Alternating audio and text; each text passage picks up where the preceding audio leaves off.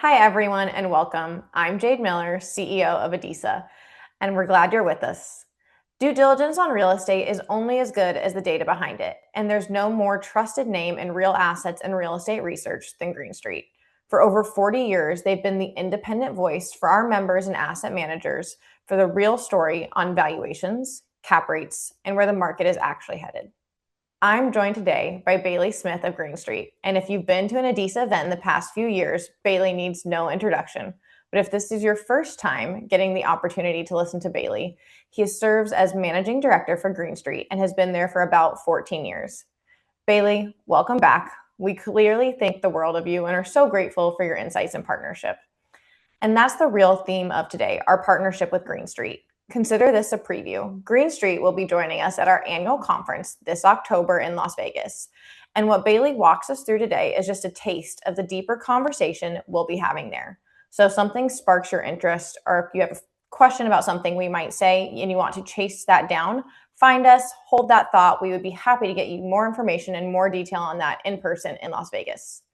I do have a quick confession before we dive in. Some of you may know this, but I spent a good chunk of my career in seniors housing.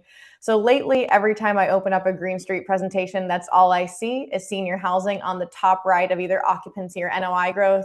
That sector conveniently peaked the moment I left. I'm choosing to believe that those two factors are not related. Hopefully, Bayle's information will say the same.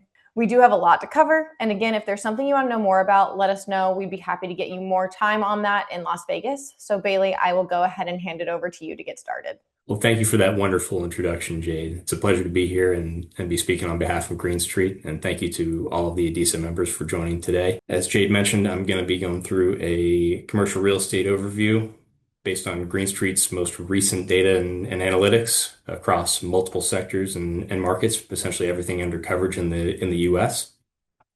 And we're going to be looking at both recent trends, call it the last year or so of performance, but then also looking at our most recent forecast for the next few years and what we see changing in the market across a lot of the major sectors, but then also the niche sectors as well.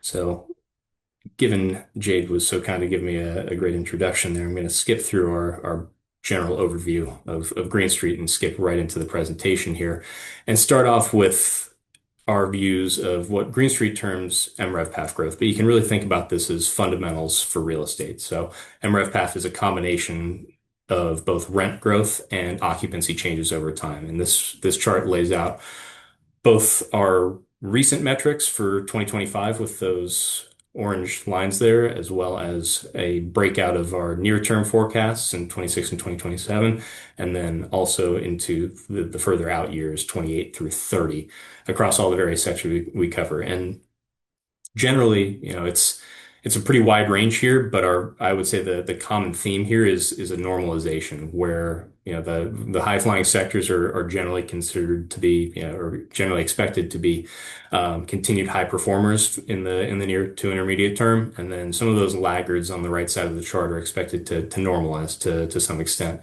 as demand comes back and supply broadly, not just within specific sectors, but I would say broadly across a lot of commercial real estate is starting to abate. So kind of going from left to right here, senior housing data centers, no introduction needed there. The senior housing has been for a while, and we expect it to continue to be at the top. But very, very strong demand fundamentals there across broad swaths of the market. Really not much in the way of roadblocks in the foreseeable future there for those sectors. Manufactured homes is a perennial outperformer. It's just very, very low supply and very, very solid demand, and we continue to expect that to perform well. Malls has done very, very well recently, and we expect that to continue as well. One caveat here, that's the very high end of the sector here. So this is call it A malls and up in terms of our performance forecasts. Moving to self-storage, that's one we've seen a lot of volatility in over the last few years, and we're expecting some normalization there. But it's going to take some time. There's still a fair amount of supply in the market, and and given it's fairly easy to add supply over time, that's one where we continue to see some and expect some volatility going forward.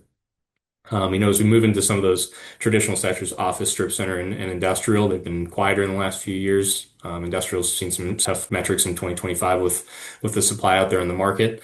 And office obviously has been very, very tough, called since COVID, but going forward, we expect it to normalize. Um, Looking at student housing and single family rental apartments, residential more broadly. Fundamentals are okay, I would say, across most of housing outside of senior housing and healthcare. But generally, we're expecting to see lower levels of demand combined with lower levels of supply that are going to drive, just decent performance in the near to intermediate term there. And then, moving further to the right, lodging, we've seen some volatility with post-COVID economics more broadly, but just recently we've seen some stronger performance there, and generally, expect continued volatility, I would say. But on the whole, our expectation is decent performance there going forward. And then cold storage and life science, two sectors that have seen significant supply and still waiting for a broader based recovery, but we are starting to see green shoots there. And if you don't mind, I might just jump in here and there, ask a few questions. We do have a number of Of our course. members who are heavily real estate focused. Uh, I see a lot of asset classes that usually fill up our, the ADISA eco space on this listed. It's been a couple of bumpy years, again, coming from senior housing for some assets more than others, but you seem to be pretty positive on this entire outlook. So I would say, like, what in the broader marketplace is giving you guys hope for, a lot of the positive rent growth versus some of the more challenging years we've faced in the past? Well, we've seen a lot of volatility coming out of COVID, obviously, and that it varies by sector. But if you take commercial real estate as a whole and look at where we've been in the last few years versus where we see things going, generally, a lot of the underperformance that we've seen has been a pretty significant mismatch in supply in the last couple of years. And as we've seen over the last year or so, supply pipelines have dropped dramatically across a lot of these sectors. So we expect that even though the demand outlook across a lot of these sectors, senior housing and data centers aside, and some of that left side of the chart, is maybe not as strong as we would hope for. It's enough to continue to drive decent growth, particularly given the supply outlook more broadly. So it's not one side of the equation, it's both. They're kind of helping to balance things out. No, that makes sense. Thank you. Of course. Moving on to supply growth and zeroing in a little bit more on those specific sectors and talking in a few more specifics beyond just the broad brush that I was talking about earlier. Student housing, moving from left side of the chart to the right, student housing has been one of the higher supply sectors more broadly. Just given the significant build out of very, very high quality student housing stock across a range of universities. Going forward, I think there's going to be a bifurcation there in quality, and we're already seeing that where the very top quality universities are continuing to perform well, but the lower end universities, the universities that are struggling with overall attendance or overall demand from a shrinking student population, that's going to be more challenged. So we're keeping a close eye on that sector specifically. Moving further to the right, generally the story is easing supply from 2025 and a few sectors where we expect to see some reacceleration as well. Self-storage being one of those, industrial being another, generally sectors where it's fairly easy to add new supply. So as soon as we start to see any green shoots in demand, we would expect to see supply coming back online or at least reaccelerating fairly shortly thereafter. Looking at lodging and towers being cell towers specifically. So that's two sectors that generally we expect to be kind of in line with longer term supply growth perspectives or expectations. Though lodging, as was with fundamentals, very, very volatile over time. Senior housing. Jade, you had a few years here where you're, a very, very strong performance, but we are expecting to see a reacceleration of supply over time. And I don't think it's going to put a full damper on fundamentals over time, but we do expect to see senior housing start the supply story start to catch up a little bit with the fundamentals over time. And then moving to the right side of the chart, several sectors that we have seen and continue to see very, very little supply over time. Office for very good reason, given how much vacancy is still out in the market there. Strip centers, also a very long-term limited supply sector of the last, call it 10 years or so, partially due to the fact that we were just over retailed as a nation more broadly, but also just given how difficult it is to build strip centers and how difficult it is to get it to pencil these days. And then malls and manufactured homes, again, extremely low supply, and we expect that to continue. The little inset chart there on the right side, data center supply, that's a unique one. It's specific for top markets, so there's also a lot of data center expansion and building happening elsewhere in the country. So anywhere outside of what you would consider your top data center markets that you're used to hearing about. We all know what's going on with AI and everything getting built out for hyperscale data centers in places that are maybe off the typical top markets of commercial real estate, places like West Texas and Wyoming and North Dakota. A lot of activities happening there. So that's areas that you don't see in that chart. So can I ask a couple questions on that? Just because we have, again, a number of our sponsor members, like their chief investment officers, are huge Green Street, supply. Like they are probably some of your larger subscribers as far as they're analyzing the data. They're putting together what would be funds for like that are digestible for our investors. So when they're doing the underwriting as to like new supply growth, I did a lot of development funds. You are supposed to be looking at, this 3 to 5 years out, which you guys have going into 2030, it looks like on the chart. Like, are there certain markets that you're like, yes, even though there is a lot of supply coming in, there's still certain markets that could be underwritten. There's markets to avoid. I don't know if that's later in the presentation, so sorry if I'm stealing some slides here, but as someone who's looking to underwrite commercial real estate over the next few years, are there certain markets that aren't going to have this, say, oversupply that you see in some of these asset classes? I wouldn't necessarily say there's any sector where we're worried about a significant oversupply right now. We're still getting over, call it the hangover effect of recent new supply in some of these sectors, but I don't think there's any sectors where we're calling for a material outpacing of supply just because of how difficult it is to build these days and debt costs and land costs and construction costs more broadly.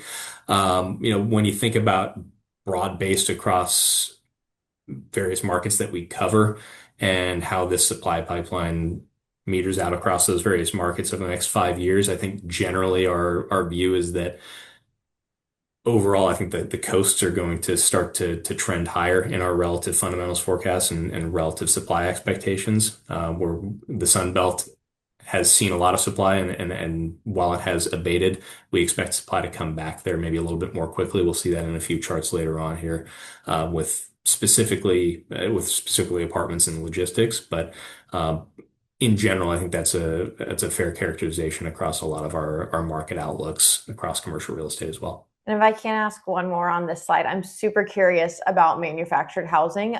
From our ecosystem, the manufactured housing funds that I see hit the retail channel seem to be exceeding performance for the most part. So I find it very interesting that you're not seeing a lot more capital jump into that space or into development. Any thoughts on why that is at the lowest end of the chart? So in general, it's just extremely hard to add new supply there. It's an asset class or a property type that generally when you go to try to permit new supply, it's very difficult to do in any given municipality. And given where land costs are these days, where you want to be in terms of manufactured housing sites doesn't necessarily align with where the land is cheapest and where you are able to add new supply. So, and while there is new supply getting added and zero is probably aggressive, there is some new supply happening, but it is effectively zero in some ways. At least across the very top markets, the infill markets that we generally cover,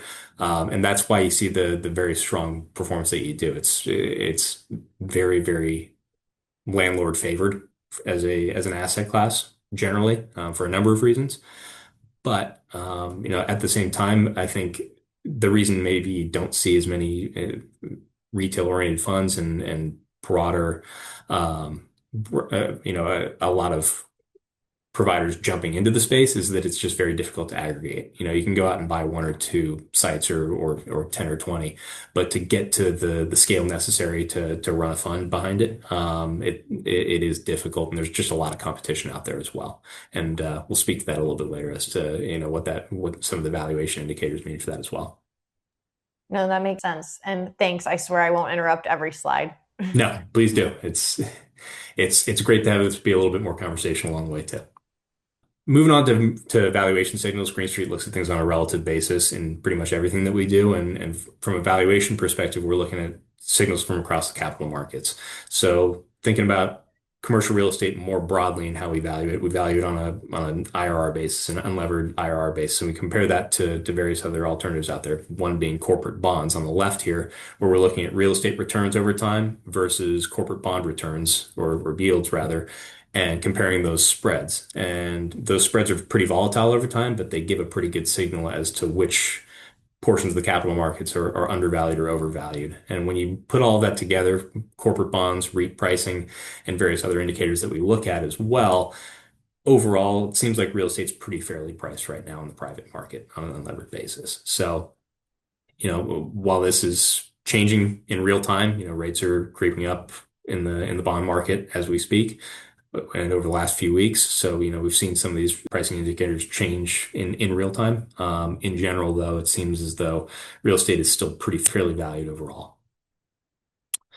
Looking at REITs, specifically publicly traded REITs and what they mean for private market real estate, these are gross asset value premiums. So think about how REIT stocks are trading and what that implies for what the real estate they own is worth. You've got a pretty wide range here of valuation spreads between what the REITs are trading at versus what their actual real estate is, what we assume their real estate is worth at any given time, or today actually.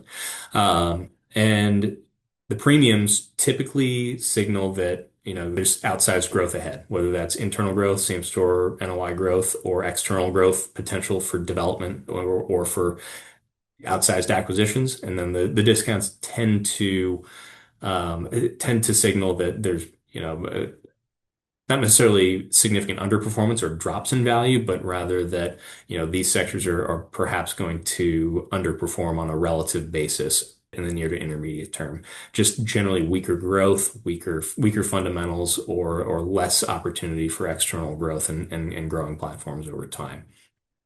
So, the generally the valuations and the spreads here, the premiums and discounts mirror the fundamentals slides that we were looking at earlier. So you've got healthcare, data centers, malls over on the left, and some of the traditional sectors generally in the middle, and then a few of the housing-oriented sectors over on the right, for a number of reasons. But generally, housing in the private market just has historically in the last few years traded in a way where the REITs look cheap and the private market looks a little bit more expensive. So I'm going to ask a question here, just thinking from like if I'm putting on my due diligence officer hat, right? So we have a number of Reg D funds or private REITs who are looking to hopefully, sell to a public fund in say anywhere between 3 to 7 years, right? So if you're looking at these assets that are trading at this premium to their valuation, if you're a due diligence officer analyzing, say, a private fund that would be looking to sell, would you say this is favorable or would you say this is worrisome? How should they layer in some type of like this information with their due diligence analysis of what they think a fund could potentially sell at to say one of these public funds? I would say the left side of the chart is certainly bullish. It would suggest that there's a very liquid market out there from the REIT's perspective. They're out there generally being pretty aggressive with acquisitions and rolling up platforms and rolling up larger portfolios. On the right side of the chart, you're going to see less activity from the REITs. I wouldn't necessarily say that it's a signal that there's less liquidity across the market more broadly. There's still plenty of private market activity going on, but it's more one-off. Some of this is more, I would say, structural and specific to certain sectors, apartments and single family rental being two of those that have traded at discounts for some time now. Office, another one that's traded at some discounts. Cold storage, life science, and gaming to some extent as well. I would argue it's maybe a little bit more of a fundamental story than it is a pure um, capital markets, long term discount that over time some of these discounts we expect to narrow a little bit more. Not to say that we don't expect these residential discounts to narrow as well. Just in general, I think there are some longer term structural aspects that are driving some of those discounts. No, that makes total sense. I think, for our members, the takeaways to your one of your first comments that you just made there was liquidity for future transactions based on this. So thank you. I appreciate that. Yeah. Looking into sectors now, so just talking through some of the specific takeaways as we go from sector to sector. Apartments, generally pretty decent fundamentals over the next few years. It's been a tough couple of years with all the supply that we've seen come into the market. On the left, we look at jobs to supply ratio, so just generally a demand to supply ratio over time. And what we expect is while there is some recovery, not quite to the point of what we saw in the pre-COVID years. So, looking to the right as we translate that to same property NOI growth for apartment owners, we're going from some pretty tough years in 24, 25 and bottoming out what we expect in 2026 to now right sizing as supply and job growth kind of right sizes alongside it. Moving to the market level. So what we look at here is IRRs on a market level. So thinking through on a long-term basis, on an unlevered basis, what does the return look like for any given apartment market? And we break that out into both yield components, so the economic cap rate, and then also growth components, both in the near term and long term. And what we're seeing generally is a move back toward the coasts, as I mentioned earlier in the presentation. So a lot of those historically more supply lower supply markets tend to shift toward the left side of the chart right now, and then some of those more historically supply heavy markets are shifting more toward the right, both because of what I would say are the latent impacts of supply from the last round, but then also maybe a little bit slower job growth relative to what we expect to see supply over the near to intermediate term. As we build these forecasts out. So overall, like I said, apartments being one of them, if you take our market level views at a very high level, shifting generally more toward the coasts and a little bit more away from the Sun Belt in terms of relative performance. Not to say that overall performance is not improving here. So I love seeing San Francisco at the top of this list. ADISA is going to San Francisco next summer. Everyone kind of looked at me like, why? So love to see it trending here. This is my why. I know you kind of went on the slide before more on job growth, and I'm sure some of the job growth and apartments are going to tie into some of the correlation we see in office when you get to that. But would you say when you're seeing some of these top trending markets outside coast, does it have anything to do with return to office as far as apartments or kind of anything specific you see driving that? Specifically for San Francisco, it's a lot of AI driven job growth. So a lot of that aspect of the economy is happening in and around San Francisco and the Bay Area more broadly.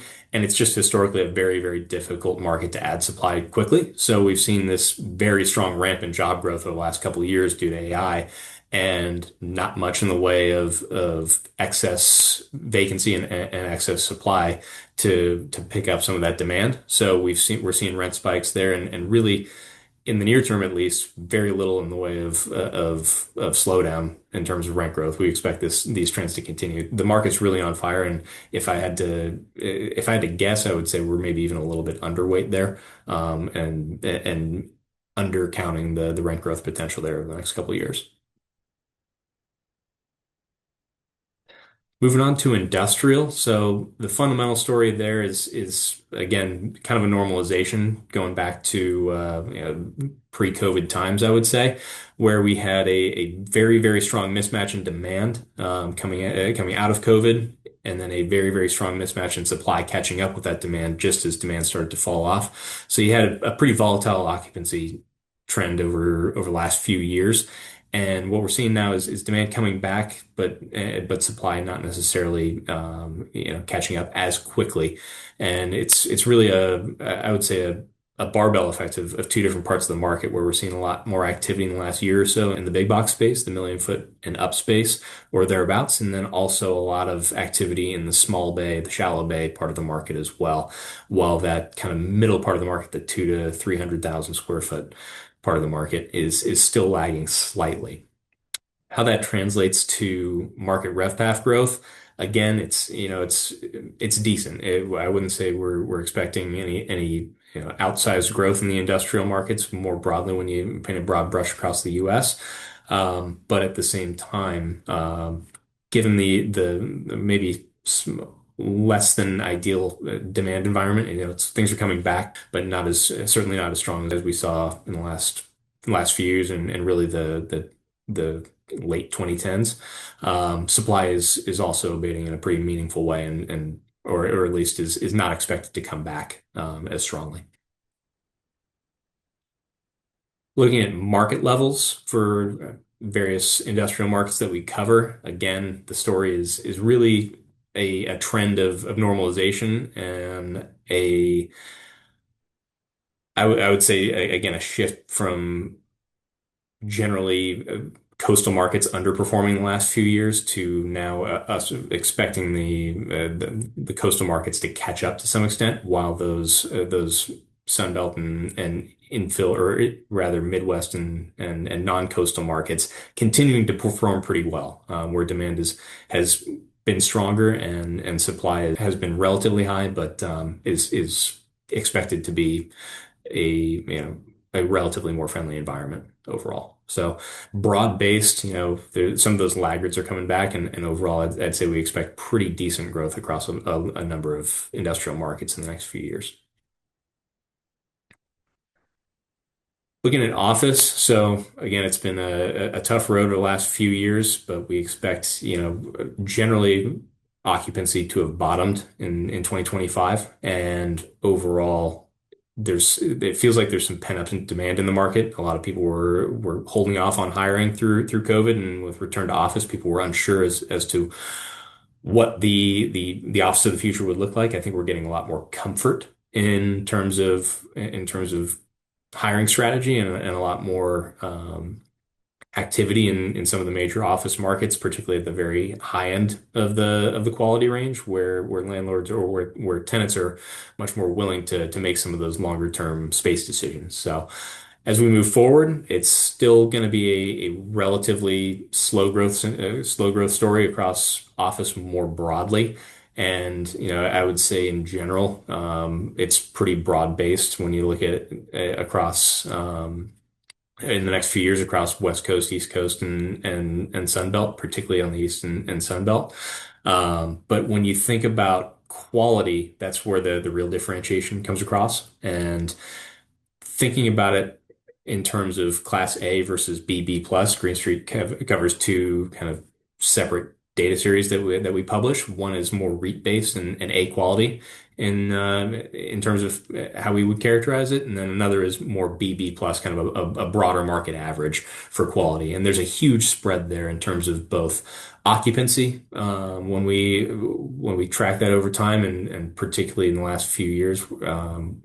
It's been a little bit volatile with some move outs in the data set, but overall a very strong upward trend there. And then when we think about rent growth going forward, particularly, but MREV growth covering both occupancy and rent, there's a huge spread there in the A quality part of the office market where we expect some of those larger leasing decisions to get done and a lot of the demand to shift that direction. So you mentioned office space kind of bottoming out in 2025. I know we have a number of sponsors who kind of roughed out the harder times while trying to, raise capital for office, stick it out and manage office assets.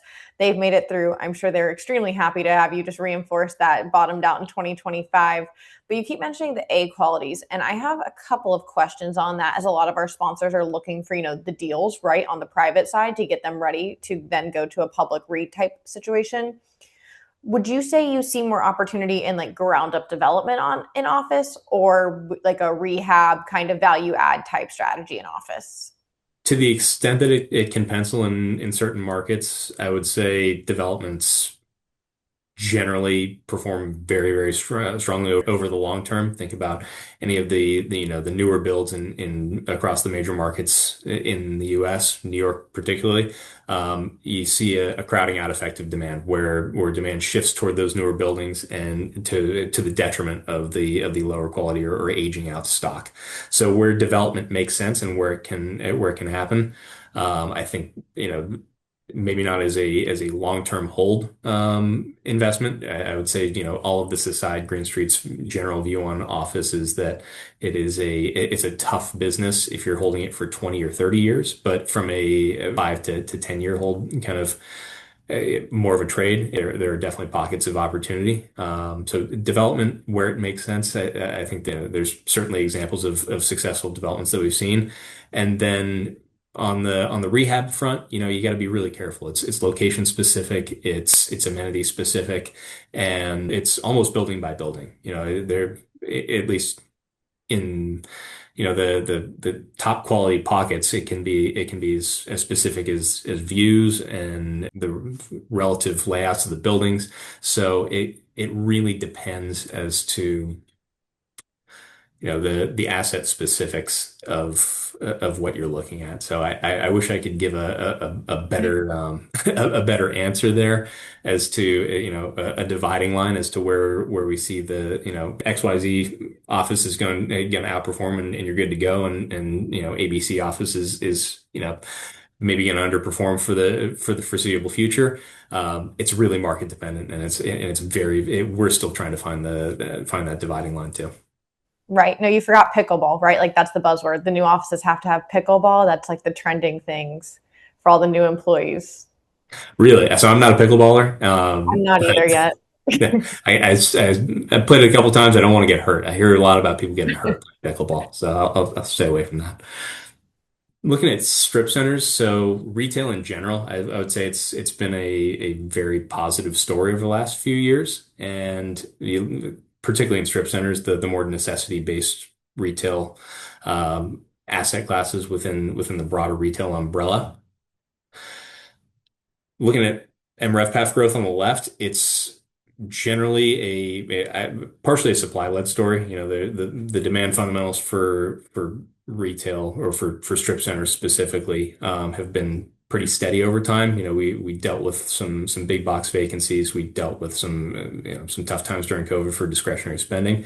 But at the same time, it's generally been the case where a lot of those e-commerce related issues that you saw in open air retail in call it 2017, 2018, 2019. A lot of those troubled tenants have moved out and there are new tenants moving back in. A lot of e-commerce oriented tenants that are looking for brick and mortar space as well. A lot of newer big box concepts that have come in to fill those gaps, and we're seeing very strong fundamentals on a relative basis compared to call it the prior norms for strip centers as that demand is filled in. So generally, when we look at releasing spreads, it's been healthy for a very long time. The REITs tend to own quality properties here, looking at the right-hand chart, but that trend is moving up as rent growth is continuing to look fairly strong, and overall operations are very positive. And so,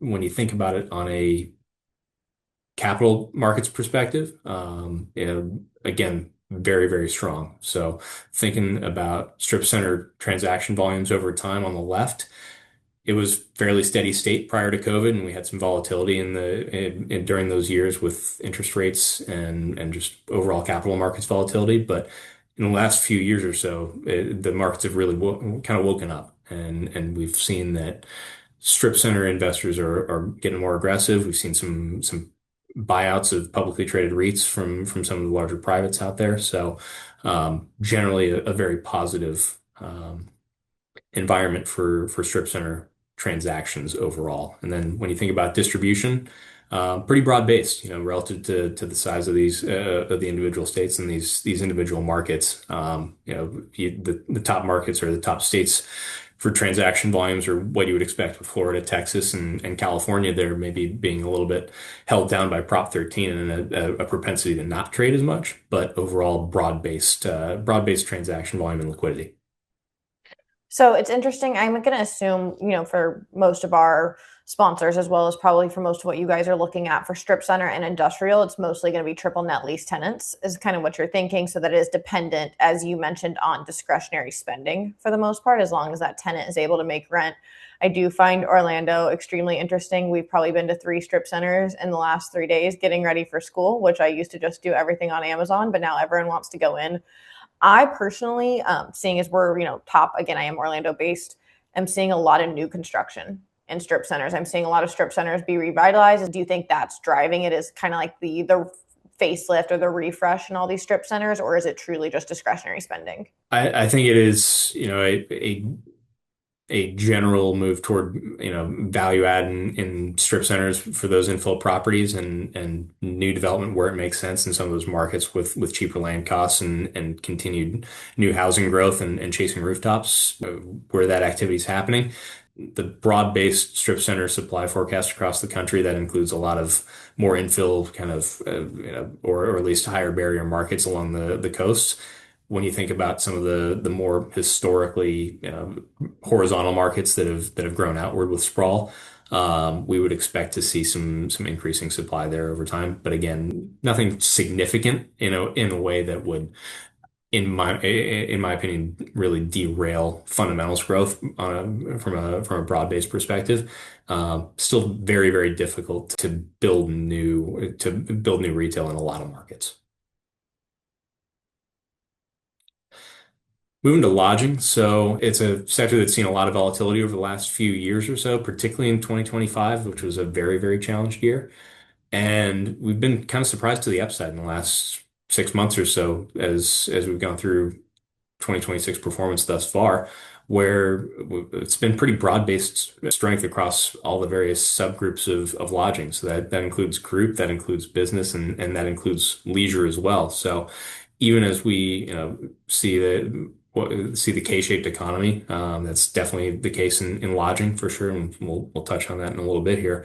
But when you put it all together across all the various demand groups, in general, we're seeing both strength in average daily rate, ADR, and also in occupancy across a broad range of the lodging market.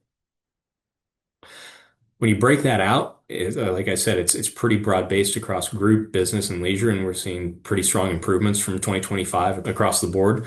When you break out leisure, it is heavily tilted toward that top tier of the market. So you see the K-shaped economy come through in terms of leisure demand and discretionary spending at the top end of the market versus the bottom end of the market.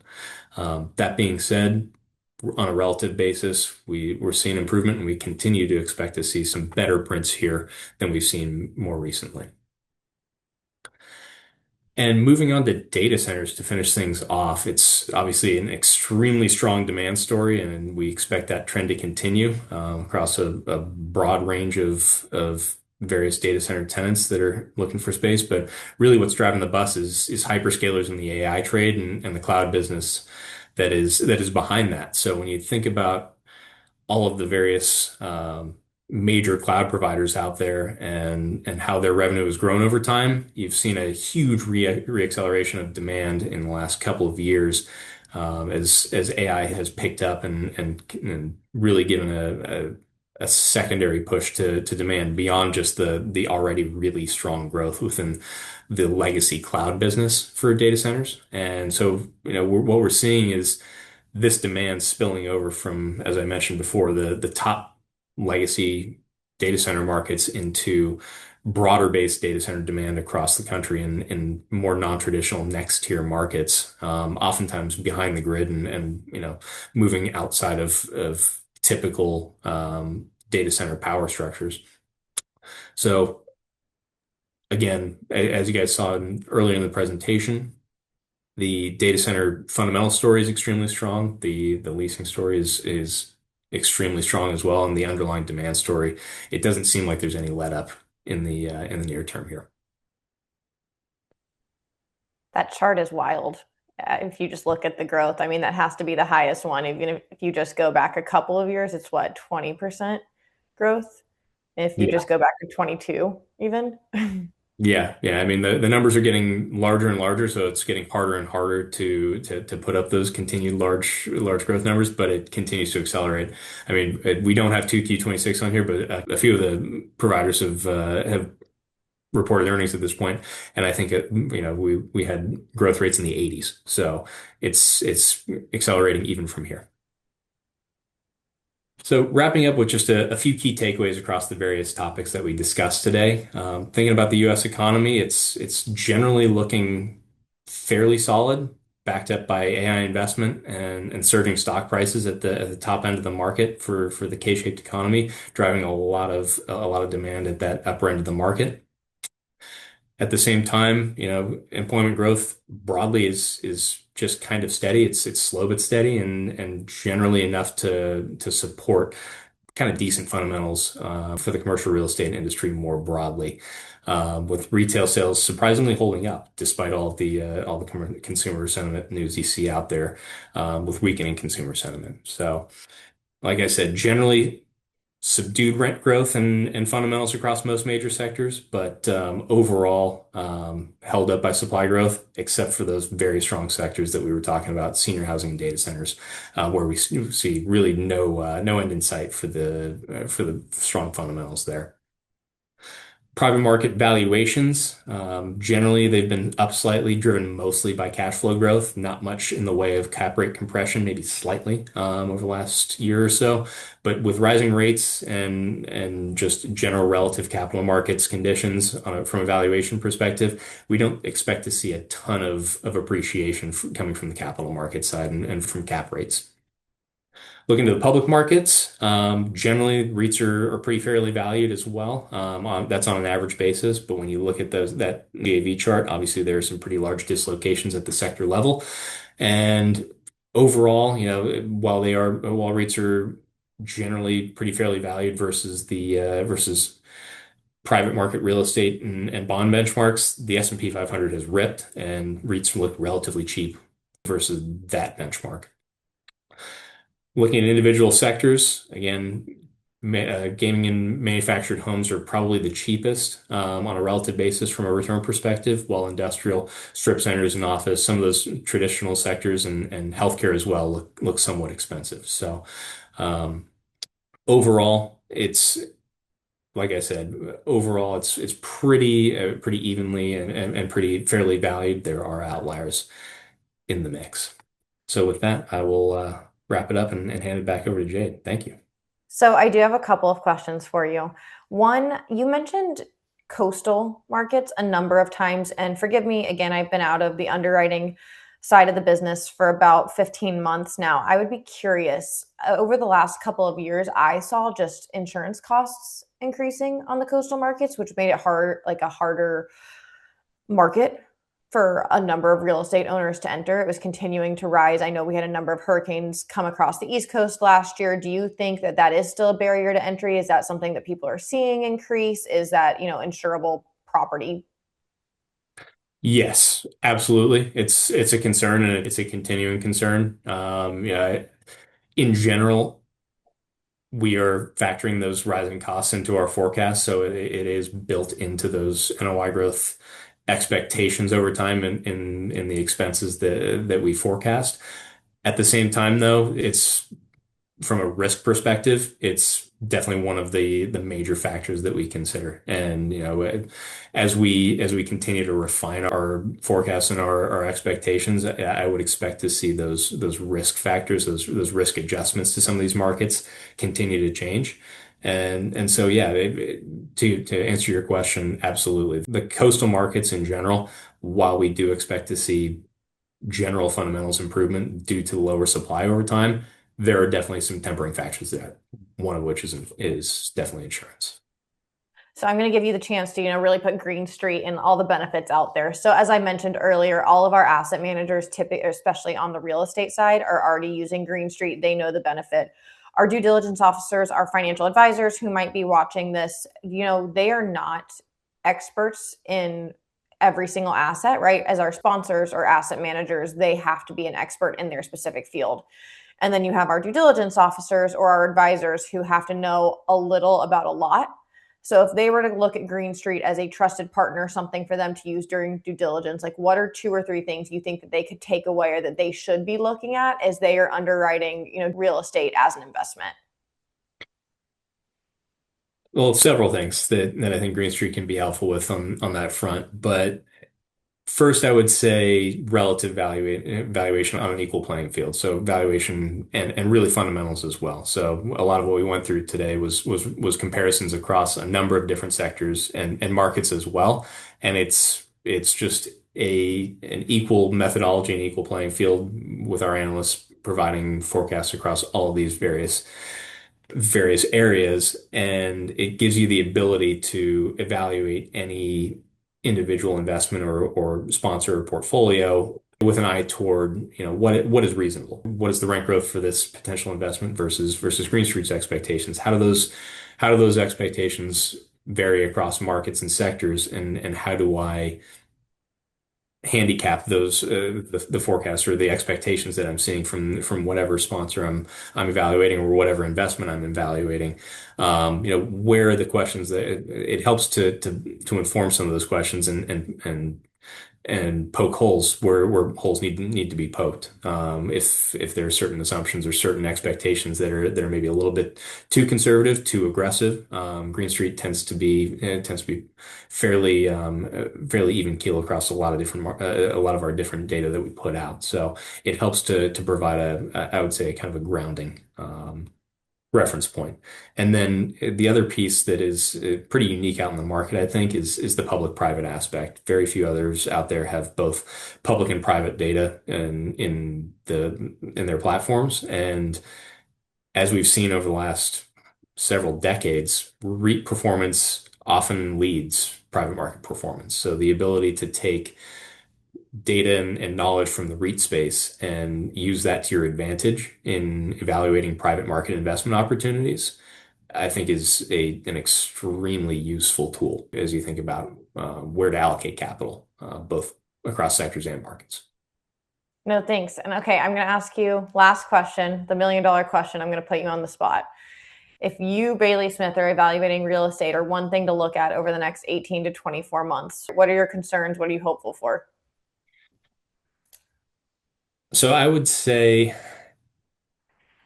my probably my largest concern is generally, so Green Street doesn't necessarily forecast interest rates in terms of how we build out our data and our return frameworks. We do things on an interest rate agnostic basis.